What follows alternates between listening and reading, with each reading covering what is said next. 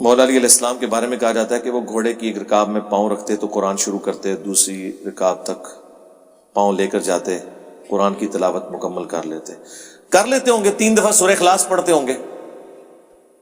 باقی تو یہ پاسبلٹی نہیں ہے اس طریقے سے، نہ نبی الاسلام نے اس چیز کی اجازت دی ہے، نہ آپ نے کوئی ایسا معجزہ کر کے دکھایا ہے، ایسی تو کوئی بات نہیں ہے. اس کے الٹ بخاری مسلم میں ملتا ہے کہ تم میں سے کسی کی استطاعت ہے کہ وہ ایک رات میں تہائی قرآن پڑھ دے. صحابہ نے کہا کہ کون اس کی استطاعت رکھے گا؟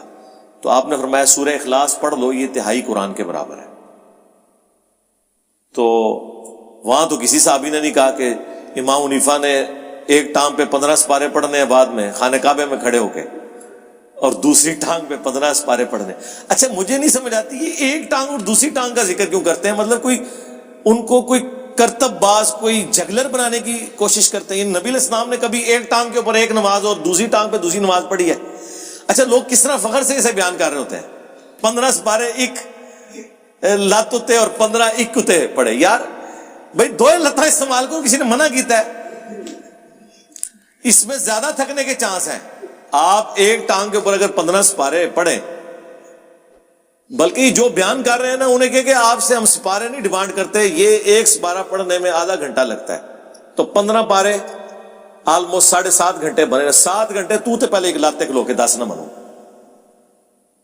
خالی نہیں کھڑا ہوا جاتا. اور یہ کون سی سنت ہے؟ یہ ضرور سنت ہے کہ نبی علیہ السلام اگر قیام کے دوران تھک جاتے تو ایک ٹانگ پہ تھوڑا وزن ڈال دیتے، یہ نہیں کہ دوسری ٹانگ اٹھا لیتے تھے. نماز کا ایک پروٹوکول ہے، آپ نے اللہ کے سامنے اس طریقے سے کھڑا ہونا ہے کہ اس کا پروٹوکول ہو. یہ کون سا تماشا کہ لات چکی ہے؟ ایک لات اٹھا کے، ایک لات چک کے تو بندہ کھڑا بھی نہیں ہو سکتا. یقین کریں بندہ تھک جاتا ہے. یہ ہو سکتا ہے کہ دوسرے آدمی کو رسی یوں پکڑی ہوئی ہو، خالی ایک ٹانگ پہ کون کھڑا ہو سکتا ہے یار؟ ہاں جس کی 4 ٹانگیں ہیں نا وہ کھڑا ہو سکتا ہے 3 ٹانگوں پہ، 2 ٹانگوں والا تو ایک ٹانگ پہ نہیں کھڑا ہو سکتا. سیدھی سی بات ہے یار. بخاری مسلم دونوں میں حدیث ہے، نبی علیہ السلام ایک دفعہ گھر میں داخل ہوئے تو آپ نے ایک رسی لٹکی ہوئی دیکھی. آپ نے فرمایا یہ رسی کس نے لٹکائی ہوئی ہے؟ تو بتایا گیا آپ کی بیٹی جو زینب ہے نا وہ عبادت کرتی ہیں اور اپنا جوڑا جو ہے نا اس سے باندھ لیتی ہیں نماز پڑھنے کے دوران، تاکہ جب نیند آئے اور جھٹکا لگے اور آنکھ کھل جائے. آپ نے فرمایا کھولو ہے رسی. یہ کون سا طریقہ ہے؟ نماز اس وقت تک پڑھو جب تک کہ تمہاری طبیعت تمہارا ساتھ دے، نفلی نماز، اس کے بعد آرام کرو.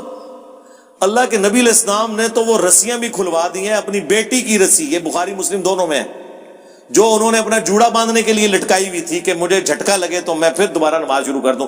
اس طرح کی زبردستی کی نمازیں تو اللہ کے نبی نے پسند نہیں کی ہیں.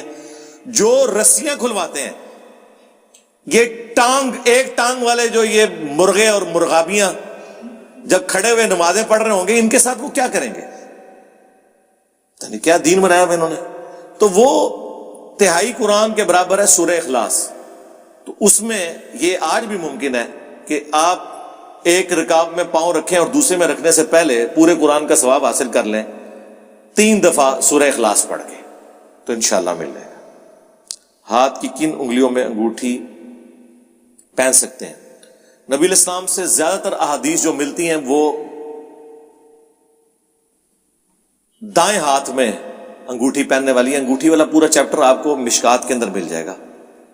یہ جو چھوٹی انگلی کے ساتھ والی انگلی ہے، اس کے بعد یہ درمیان والی جو انگلی ہے، سب میں پہننا ثابت ہے.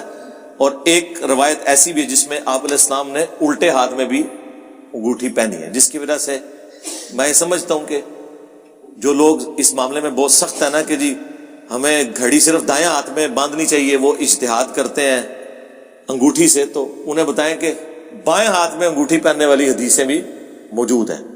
لہذا اگر کوئی بائیں ہاتھ میں گھڑی باندھ دیتا ہے تو کوئی مسئلہ نہیں، وہ بھی سنت ہی ہوگا.